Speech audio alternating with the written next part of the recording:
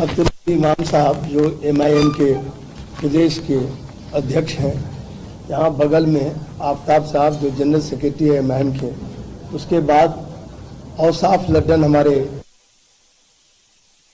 प्रदेश के अध्यक्ष हैं, इसके बाद पार्लियामेंट्री बोर्ड के चेयरमैन स्टेट के और विधायक राम कुमार यादव।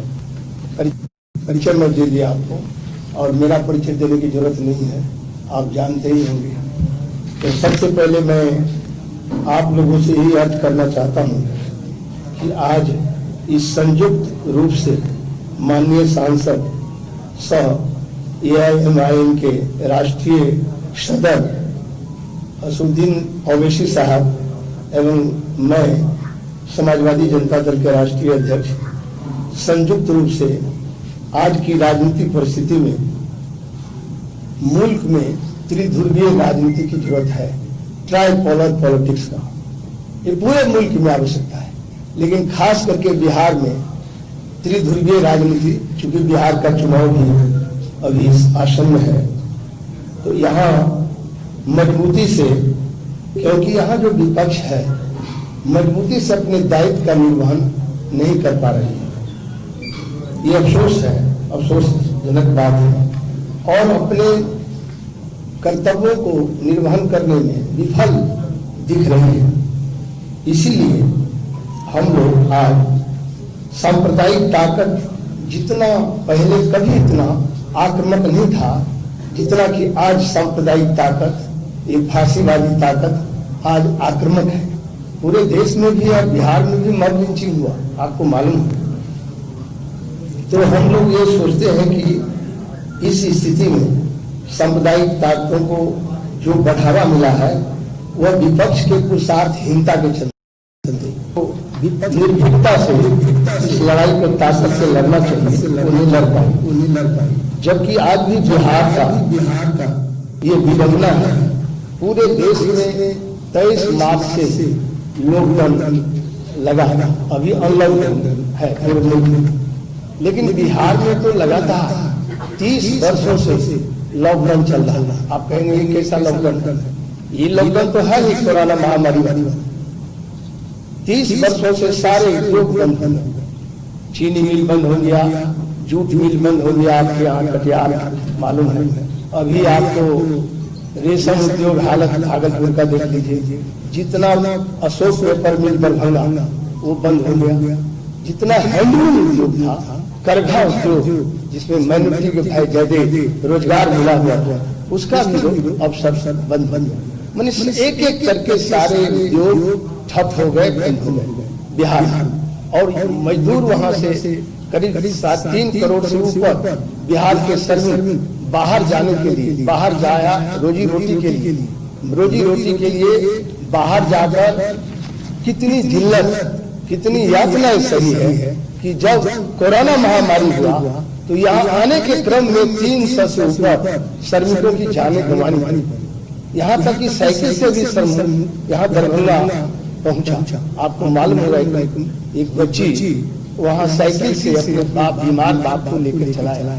ये कितना दुर्भाग्यपूर्ण स्थिति है। आज मैं समझता हूँ कि बिहार में जीवन और जीविका दोनों संकट है। जीवन संकट है अपराध से, बाढ़ से और कोरोना की महामारी से, और जीविका संकट है उद्योग के बंद हो जाने से।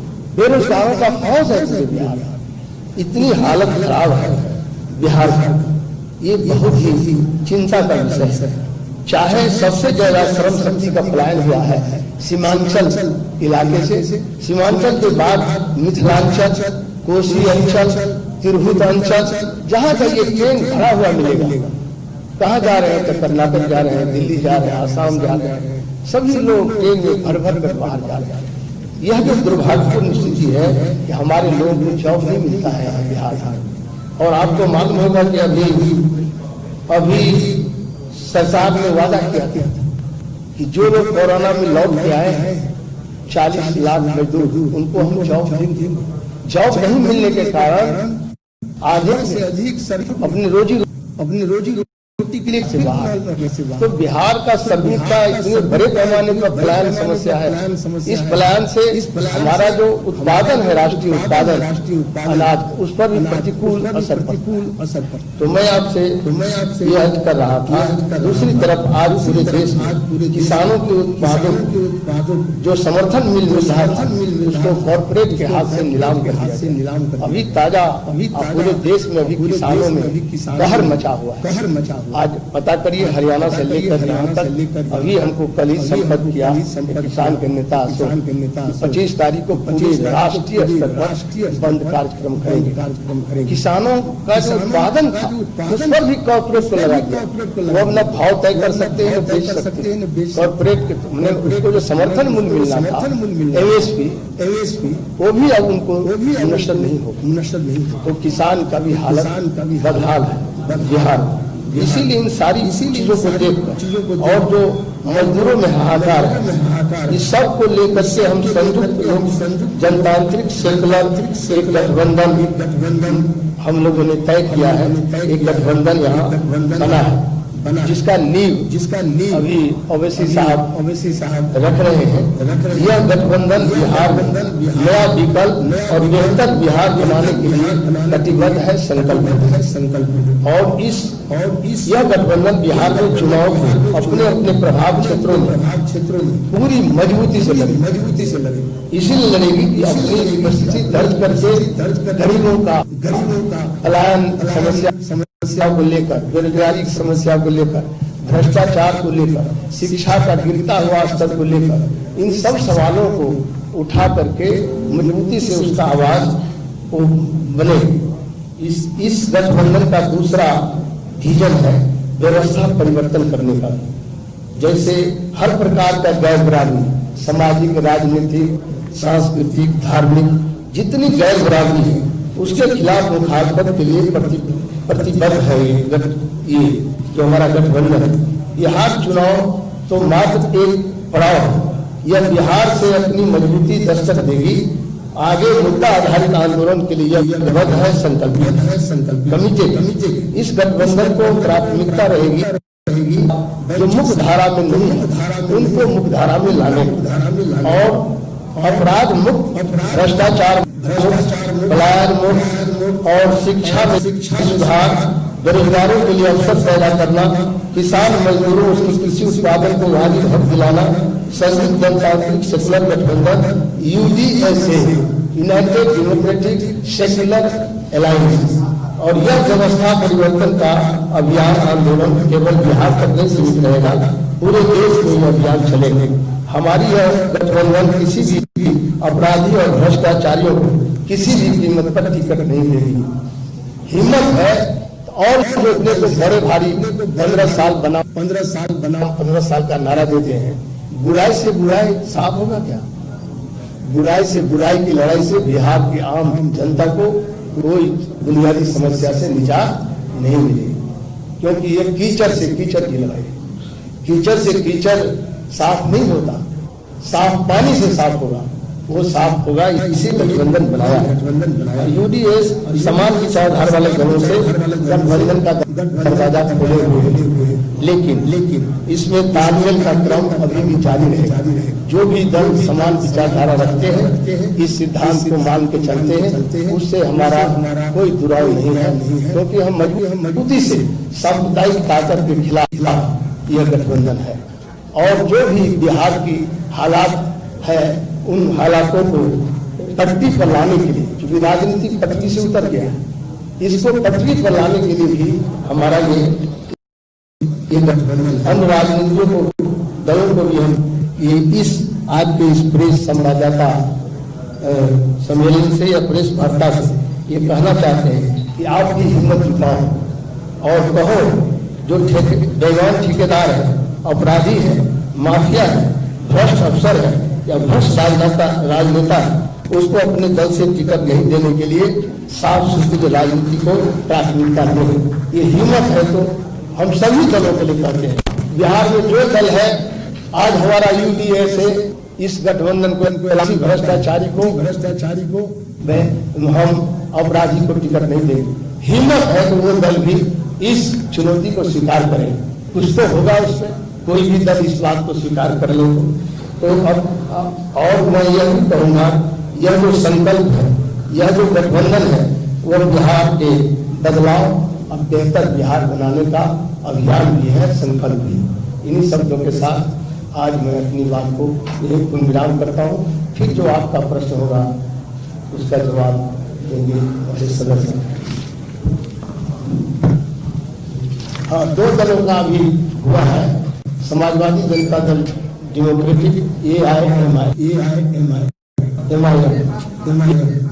ये 2 दलों का अभी गठबंधन हुआ है। आगे और इसका एक्सटेंशन है।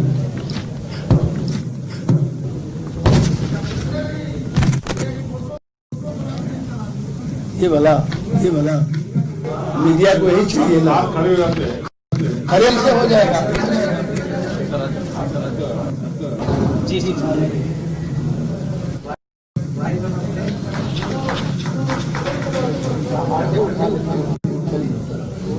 कराना है, इसीलिए आज उठा रहे हैं।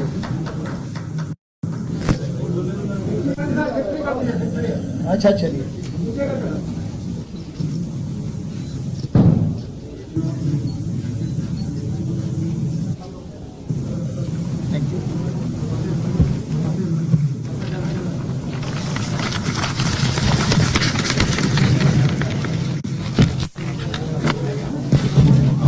आपको पूछना है तो पूछिए।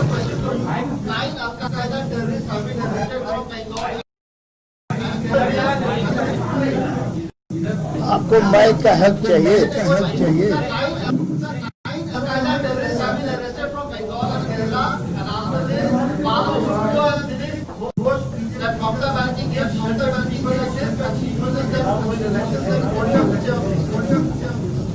I have also read in the newspaper that the NIA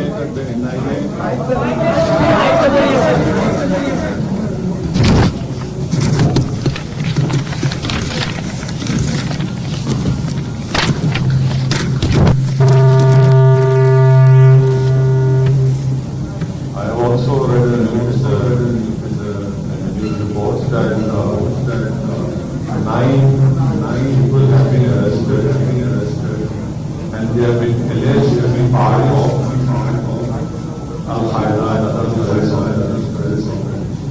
And I hope and I guide that in a year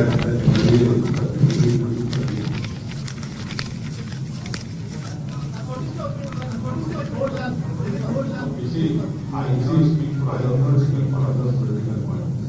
It is for those political parties to answer on their behalf. Sir, I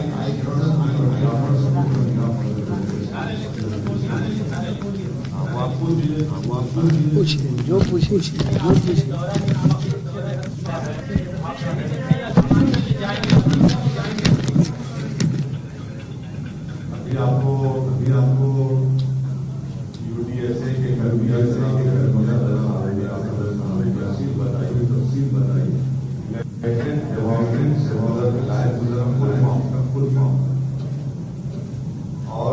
और convener साहब तय करेंगे कि alliance पर बिहार में करेगा।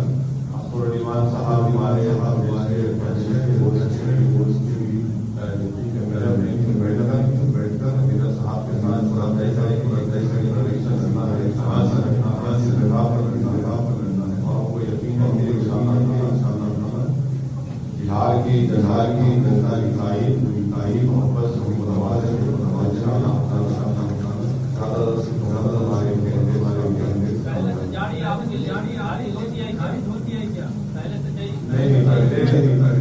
खारिज नहीं। अब जब हम जेलर साहब के लीडरशिप में अलायंस बनाई जाहिर है आपके साथ बैठकर आप फैसला करेंगे किस सीट पर लड़ना, कहाँ लड़ना, कहाँ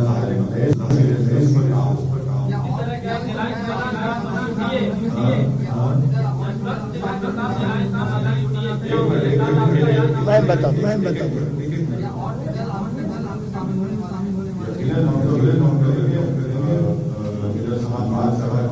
बहुत जल्दी होगा। बहुत से लोग उसके साथ ये सब बातें जैसा शुरुआत की गई, आगे बढ़ेगा तो आगे बढ़ेगा तो मालूम रहेगा। सब यहाँ से आप समारोह में बड़ा बातचीत करके किसी का किसी लड़के की कहाँ से देंगे वो पूरा आपको बताया जाएगा। आप हमेशा एससी की बात करते हैं, आप अभी आपके स्टेटमेंट में सुना होगा कि वंचित समाज को कौमी ढांचे में लाना बहुत जरूरी है। यकीनन आपने कॉन्स्टिट्यूशन रिक्वायरमेंट है, इतना जल्दी आपके सामने कोई पार्टी कन्वीनर के राय की कोई सीट का जिक्र करना कोई पार्टी नहीं करती। बिहार में एससी समाज कितने प्रतिशत लोग आपके साथ होंगे, क्या लगता है, कैसा काम हुआ है, आप पर कैसा विश्वास है?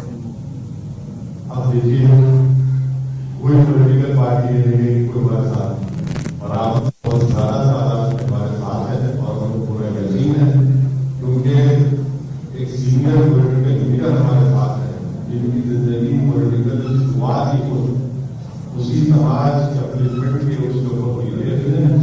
बहुत अच्छे तरीके से हमारे साथ आएंगे और हम उनके साथ लेके चलेंगे।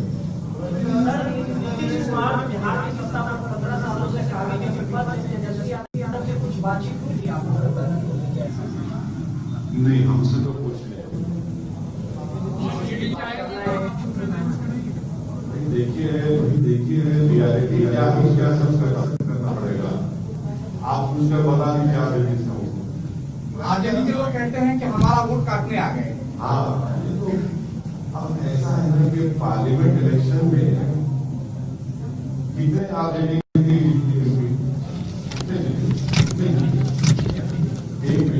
एक के सीट पर खड़े, एक के सीट पर खड़े। अफ्तर भाई किशनगंज से खड़े थे, अफ्तर भाई ने 3 लाख वोट दिए, जेडीयू के कैंडिडेट ने 3,25,000 और कांग्रेस के कैंडिडेट ने 3.5 लाख। अगर अफ्तर भाई नहीं खड़े होते तो क्या होता, वो एक सीट भी नहीं आती। तो ये तो इनका पुराना एक कैसेट है। दूसरा मैं कहीं नहीं भाग रहा हूँ। दूसरी बात ये है कि 5 साल पहले गठबंधन के नाम पर वोट किया, सेकुलरिज्म के नाम पर वोट किया, ओवैसी को हमको बुरा होता वोट किया। अब आप बताइए नीतीश कुमार कैसे चलेंगे बीजेपी के साथ, जिन बिहार की जनता ने इनको वोट दिया उसको धोखा किया, 38 किलोमीटर नहीं दिया। हमसे पूछ के आपने गठबंधन तोड़ा था। तो ये अच्छा होता है कि तुम अपने ही गिरेबान में झांक कर देखे क्या क्या गलतियां हैं, तुम बेहतर हो।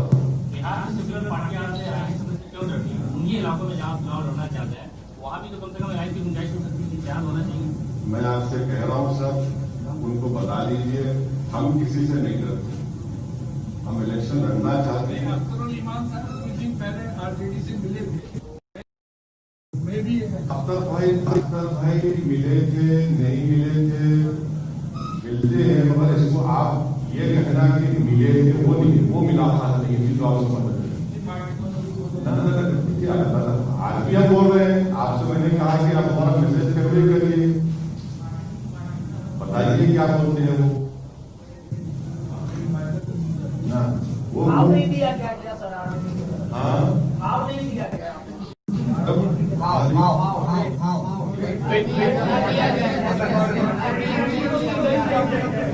देखिए नीतीश कुमार ने उनको भाव नहीं दिया, वो नीतीश कुमार को भाव नहीं दिए।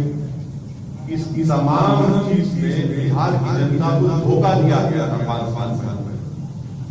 बिहार की जनता का क्या कीमत है बताओ फिर आप। हमारा छोड़ो, हम तो कुछ भी नहीं, हमारा भाव ही नहीं, हम तो ट्विंकल ट्विंकल लिटिल स्टार है। मगर जो 5 साल पहले वोट किया था उसके बारे में क्या कहेंगे? कौन जिम्मेदार उसका? अगर आज बिहार में बीजेपी सत्ता में है तो उसका जिम्मेदार कौन? इतनी बड़ी तादाद में बीजेपी इतना एमपी सीट जीत गया, उसका जिम्मेदार कौन? किसका बहुत है? हमारा छोड़ दिया, हमारा कुछ नहीं है भाई। हम तो बिल्कुल कोशिश कर रहे हैं, मगर ये बिहार की जनता देख रही है, सब फैसला करेगी। आप पे ये भी आरोप लग रहा है कि बिहार की राजनीति में आपके इंटरेस्ट बीजेपी को फायदा और एनडीए को फायदा पहुंचाने के लिए हो रहे हैं। हाँ, इसीलिए तो पार्लियामेंट इलेक्शन में पूरा जीत गए बीजेपी और नीतीश कुमार। हम एक ही सीट पे लड़े। पूरे पार्लियामेंट इलेक्शन में हम सिर्फ 3 पार्लियामेंट की सीट पर लड़े, हैदराबाद, किशनगंज, औरंगाबाद। 2 पर जीते हम। हैदराबाद में मैंने बीजेपी को हराया, औरंगाबाद में इम्तियाज जलील ने 23 साल के शिवसेना के एमपी को हराया। आज महाराष्ट्र में कांग्रेस। अब ये सवाल कांग्रेस से कोई नहीं पूछते। इल्जाम लगाना तो ऐसा है ना कि हमारा चेहरे पे लगा हुआ है, शायद इल्जाम लगाइए, इल्जाम हमको इतराज नहीं, मगर आवाम को, जनता देख रही है सब ये तमाशा जो हो रहा है, और जनता इसका अच्छा जवाब देगी।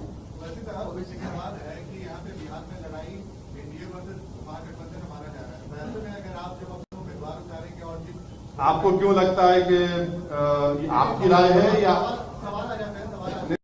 ऐसा आपका ओपिनियन?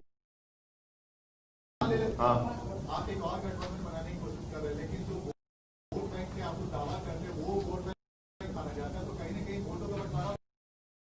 महागठबंधन अभी रहा कहां? कौन सा महागठबंधन कह रहे हैं? कहां है महागठबंधन? और ये क्या ये कोई फ्यूडल है क्या कि हमारा वोट है वो आ नहीं सकता? जमहूरियत है। हम पार्लियामेंट का इलेक्शन नहीं लड़े, फिर क्या हुआ उस वोट को? जो लोग आज ये सवाल कर रहे हैं उनको सोचना चाहिए कि पार्लियामेंट के चुनाव में क्या हुआ, जब तक पूरे देश में क्या हुआ।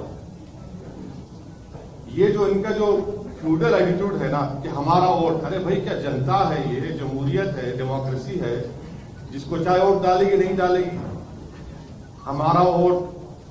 तो ये क्या खरीद के रखा कि आपने?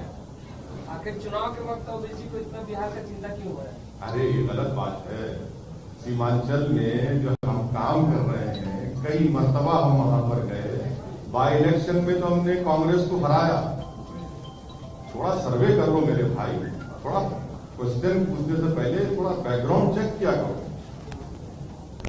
बाई इलेक्शन तो हुआ ना, कौन हारा? हम जीते ना। जरा थोड़ा तेजस्वी यादव बेरोजगारी और पलायन जा रहे हैं, आपका मुद्दा क्या होगा? आप बिहार के लोगों को क्या देने वाले? हमारे कन्वीनर साहब, देखिए, हमारा बेरोजगारी, जो लोग बेरोजगारी के मुद्दा उठा रहे हैं उनको नियत से, ईमानदारी से उठाना चाहिए। हम लोग का बेईमानी वाला गठबंधन नहीं है। आप लोग जो पूछना चाहते हैं 15 साल बनाम 15 साल, ये बेरोजगारी निकलता है पार्टी में तो किसको रोजगार देते हैं मालूम है ना? हरियाणा से कि वहां से, राजस्थान से आ जाता है, पता है ना? नहीं, मैं सच, आप जो सवाल पूछ रहे हो, ये वैकेंसी निकला, वैकेंसी बाहर चला गया, आपका अपना आगे क्या भरोसा? मेरा एजेंडा सीधा है भ्रष्टाचार मुक्त बिहार बनाने का, अपराध मुक्त बिहार बनाने का, और बाढ़ सुखाड़ का जो हम दंश झेल रहे हैं हर साल, उससे भी हम, बाढ़ सुखाड़ का अभी तक कोई निदान नहीं मिला। 15 साल बनाम 15 साल का जो लोग नारा दे रहे हैं, बार बार इसको आप लोग बोल रहे हैं। अभी भी हमारे एक मित्र बोले हैं कि नहीं, एनडीए में और यूपीए में इसी में लड़ाई है। ये बिहार जर्मनी का होटल नहीं है। हम जर्मनी गए थे, मिनिस्टर थे भारत सरकार में, तो वहां कहा कि डू यू लाइक कॉफी और टी?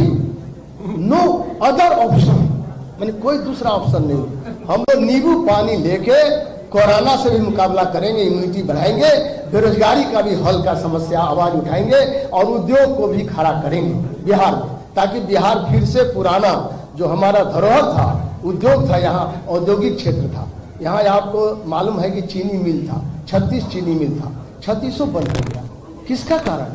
आप रोजगार की बात करते हैं, 36 चीनी में कितना बेरोजगार हुआ होगा? 3 करोड़ से ऊपर लोग बेरोजगार हो गए। किसका शासन था? 15 साल बड़ा भाई का और 15 साल छोटे भाई का, यही दोनों का शासन न रहा।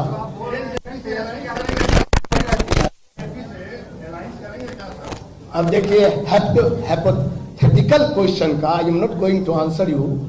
हाइपोथेटिकल क्वेश्चन का क्या जवाब दे सकते हैं? काल्पनिक प्रश्न का कोई जवाब नहीं होगा।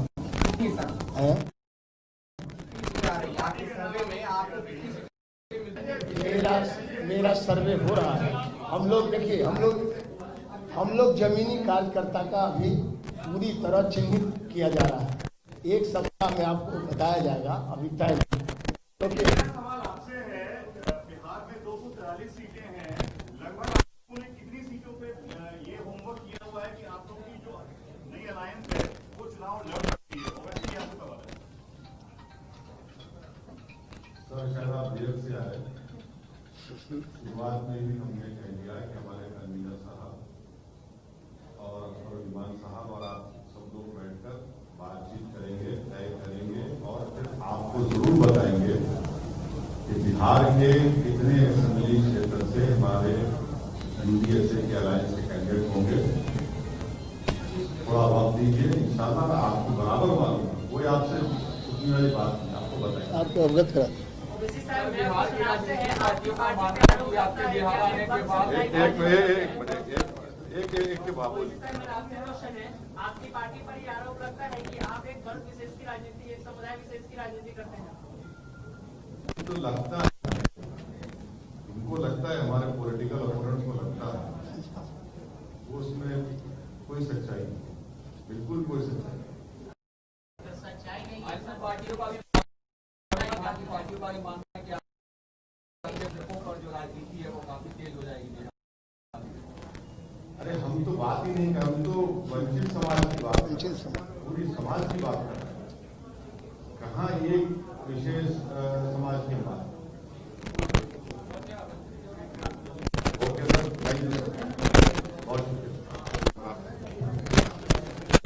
आप लोग जब 1 मिनट तो आप सवाल अभी किया साहब से, उसको मैं कह देना चाहता हूँ।